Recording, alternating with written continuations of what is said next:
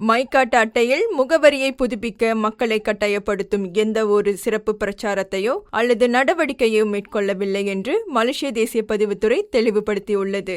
ஆனால் மைகாட்டில் உள்ள தகவல்கள் எப்பொழுதும் துல்லியமாக இருப்பதை உறுதி செய்வது ஒவ்வொரு குடிமகனின் கடமையாகும். புதிய முகவரிக்கு மாறி அங்கு 90 நாட்கள் அல்லது அதற்கு மேல் வசித்தால் ஜேபியின் அலுவலகத்திற்கு நேரில் சென்று முகவரியை புதுப்பிக்க வேண்டும். மைகாட் அட்டையை மாற்றுவதற்கான கட்டணம் 10 ரிங்கெட் மட்டுமே. இது புதிய விதி அல்ல.